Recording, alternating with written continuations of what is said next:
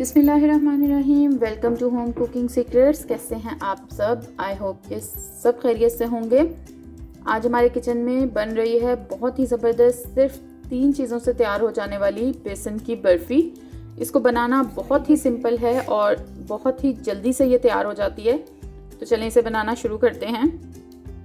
सबसे पहले हमने लो फ्लेम पर कोई खुले मुंह का बर्तन जो है वो चूल्हे पर रखा है और इसमें हमने डाल देना है 1/3 कप यानी पौना कप देसी घी।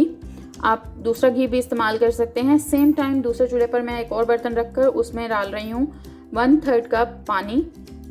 इसका हम शुगर सिरप तैयार करेंगे यानी शीरा, और इसमें हम 1/3 कप यानी पौना कप ही चीनी का डालेंगे। पौना कप ही हमने घी लिया है, पौना कप ही पानी और पौना कप ही चीनी।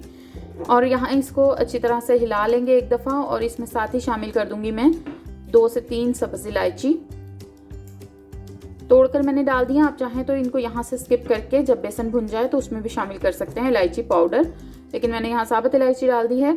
इसको अच्छी तरह से मिक्स कर देंगे। दूसरी तरफ घी हमारा हल्का गर्म हो गया है, इसमें हम शामिल कर देंगे 1.5 कप बेसन। अगर आपके पास मेजरमेंट कप हैं तो फिर तो बहुत बेस्ट है, आप इससे नाप सकते हैं। अदरवाइज़ आप कोई सा भी 1 कप ले लें अपने घर में मौजूद और उसके साथ सारी चीज़ों की आप पैमाइश करें। तो इसकी रेशो ये होगी कि जितना आपने बेसन लिया है उससे आधा आपने पानी, चीनी और घी लेना है। पहले जब आप इसको एक दफ़ा मिक्स करना शुरू करेंगे तो ये बहुत हार्ड होगा, लेकिन जैसे जैसे हम इसको पकाते जाएंगे 3 से 4 मिनट में ही ये सही होना शुरू हो जाएगा, यानी कि सॉफ्ट होना शुरू हो जाएगा, घी रिलीज़ होने लगेगा और भुनने में आसान हो जाएगा। इसको हमने लो फ्लेम पर भूनना है। 15 से 18 मिनट हमें लगेंगे। साथ साथ हम चीनी भी मिक्स करते जाएंगे।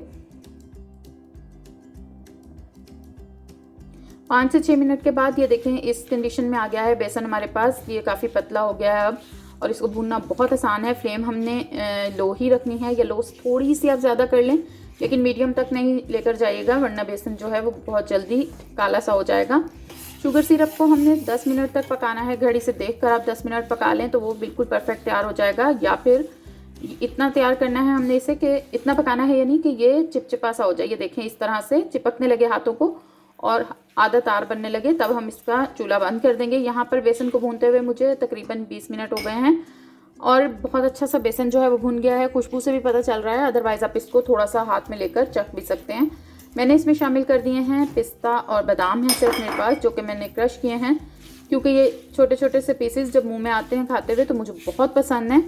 अगर आपको ये ना पसंद हो तो आप इस स्टेप को स्किप कर दें, कोई मसला नहीं है। ये सिंपल भी बहुत अच्छी लगती है। 2 से 3 मिनट हम इसे अच्छी तरह से पिस्ता और बादाम डाल लेने के बाद मज़ीद भून लेंगे। बेसन को हमने इतना भूना है कि ये थोड़ा सा ब्राउन हो गया है, और ये देखें फ़र्क मैं आपको दिखा देती हूँ कितना फ़र्क आया कलर में। ये जो चम्मच के ऊपर यहाँ लगा हुआ है ये वो है जब हमने इसको शुरू किया था, और अब इसका कलर आप देख सकते हैं।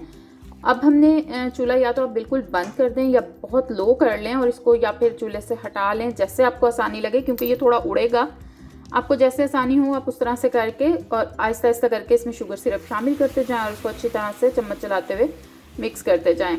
इस तरीके से सारा शुगर सिरप हम थोड़ा थोड़ा करके शामिल कर लेंगे इसमें। यहाँ पर मुझसे थोड़ी सी ये मिस्टेक हो गई थी कि मैंने इलायचियाँ जो निकालनी थी मैं भूल गई और वो अंदर मैंने डाल दी, लेकिन बाद में मैंने निकाल ली थी। आप पहले इनको निकाल लीजिएगा अगर आप इस तरह से इलायची डालें। और अब हम फ्लेम को दोबारा से मीडियम टू लो पे रखेंगे और इसको हम 2 से 3 मिनट सिर्फ पकाएंगे चम्मच चलाते हुए।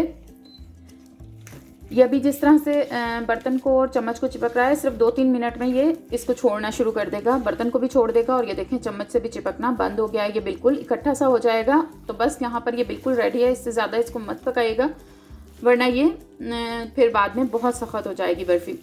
तो अब हमने एक जो है बर्तन लेना है, कोई सा भी आपके पास सिल्वर, स्टील की प्लेट या मोल्ड हो, कोई भी चीज़ जिसमें आप इसको जमा सकें बर्फ़ी की शक्ल में, उसको ग्रीस कर लें बटर या घी के साथ अच्छी तरह। और ये सारा जो मिक्सर तैयार हो गया है इसमें डालकर इसको हम स्पैचुला की मदद से बराबर कर देंगे।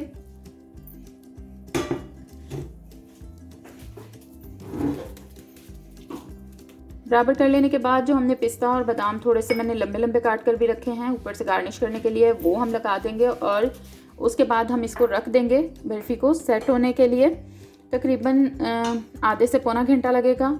ये रूम टेम्परेचर पे जब आ जाए फिर हम इसकी कटिंग करेंगे।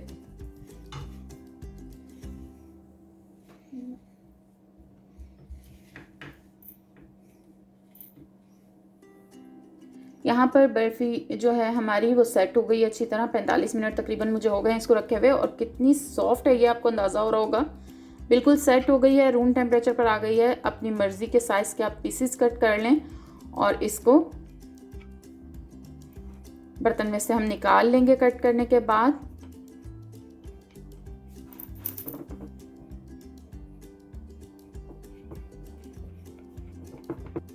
बहुत ही ज़बरदस्त, देख सकते हैं आप शक्ल में भी, और टेस्ट का तो मैं आपको यहाँ पर एक्सप्लेन नहीं कर सकती, लेकिन ये बहुत ज़्यादा टेस्टी तैयार होती है। आप कहीं जा रहे हों तब भी आप इसे बना कर लेकर जा सकते हैं, या मेहमान आ रहे हों, और वैसे भी सर्दियों में ये बहुत अच्छी लगती है इस तरह की कोई चीज़ बना के रखी हुई। मैं आपको इसको तोड़ कर भी दिखाती हूँ, ये कितनी सॉफ्ट है।